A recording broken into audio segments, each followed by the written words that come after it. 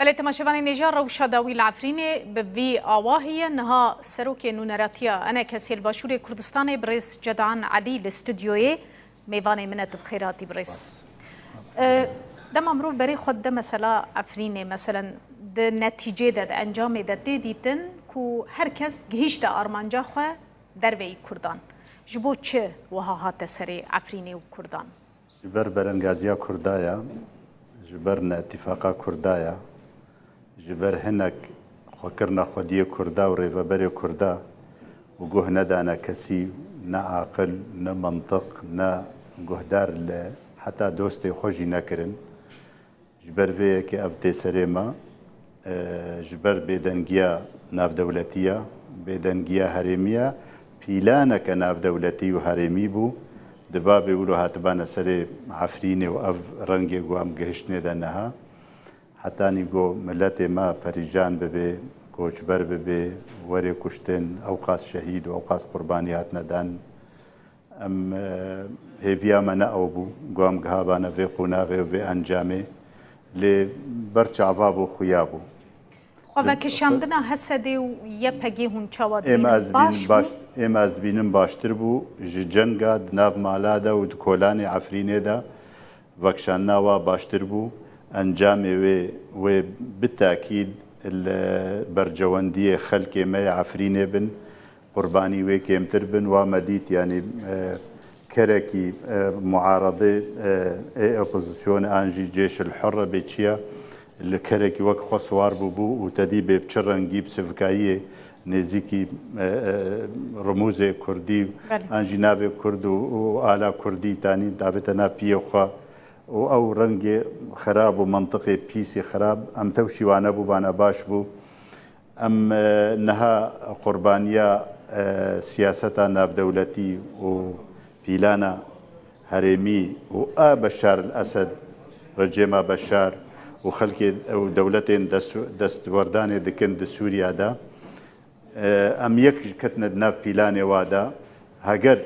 ما کاری بانا خواب پاراستانوی باشتر بو هگر قربانی جولو کمتر باوی باشتر بانا هگر من دورا عفرین ویران نبو بانا بویرنگی ویج مرا باشتر بانا نها افلشکری گو در جگداری درباس بونا انجام جنگا کی درباس بونا انجام جنگا کی الآلیه واقت سال سرکفتن آنین و شکستن جیل آلیه طرف پیاده و جگداری پیاده کتن انجام جنگادا خلقي جوورن دستلاتيه بكن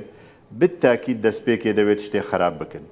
انها هيفياما او جو خرابي الفر بسكني بس الفر ناسكني وخرابينا مصر ورنا سري ملتي ما دفي ام قلكي هاش خوهبن ببي درسك جمرة ام جي سودا ورقرن باشتره يعني نها لديلوكي جبينك بريفا دتشاج بو انجمنين خوجهي ساز بكن عفريني بريفا ببنجيرو بيفا هوني وكا انا كسا دوان دا بشتار ببن نا ام بخوندن جمرة هات وما بايكوت كر ام نشون امادان ابون جبر ام شوي قد حاضر بونا وينا شوي بالبشتيا وينا ام جينا راضي بون نمعنا وينام بيجن جركا نبي بس ام وكا انجمان الاجتماعية كردي في برساية ورنا جرن سر مليخوا جبر او اما اد بيجم نها جركا وبربوي بحري صباجي كون جركي دي تشيد بي حكومتها دمكي ائتلافي و اوبوزيسيوني اوجي كون جرك كونفرانس كي دام دار دخي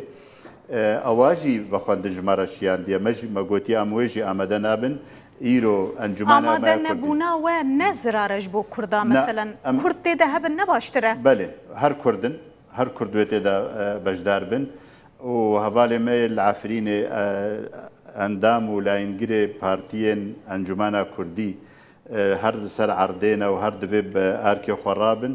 ام نبايكو دكن انه دفي خدمتها ملتي ما سيفيل نبي العفريني ودفير ريفابريكا مدني شي نبي نا امنا نبايكو تاوي دكن بايكو تا شيوي جو خنا خو انها خصنا بربرسو يكسر باللز وضرباس بنو كام كونغري كونفرانسا شي بكن ام جرنجي وين رازينا شيوي وينا کینە ئەڤ ئالیەک و vê planê datînin بهتر رابطه خویایە رابطه سربخۆیە کورد ئاگۆبەری دەمەکێ دو ساڵە لە تورکیا هاتی ڕاگەهاندن و هاتی دامەزراندن سەرۆکێ وێژی بەڕێز عەبدولعەزیز تەمۆیە برێ ڕەحمەتی مشعل تەمۆیە و چەند کوردێ دیژی پێرە هەنە وەک سەرکردێ vê رابطێ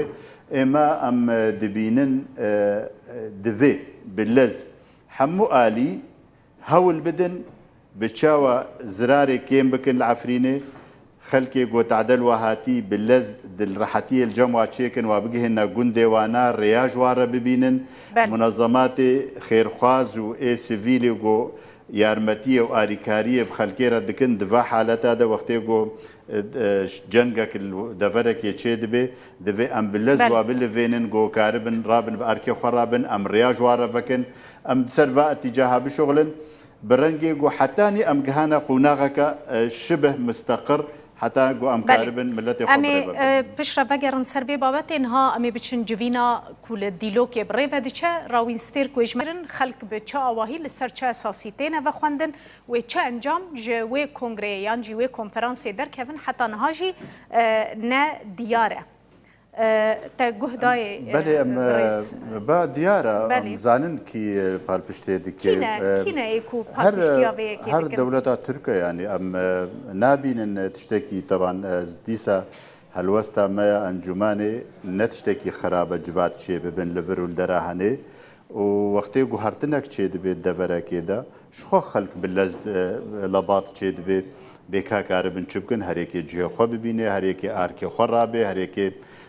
xizmeta milletê xwe bi çi rengî bike em dibînin tiştekî baş e yani lê çêbûna van civînê wiha li Tirkiyê ku aliyekî vî şerî ye yani hûn dicî de dibînin niha bû emir waqe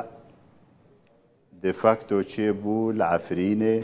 wek de factoaka berê got çêbûyî peya de bû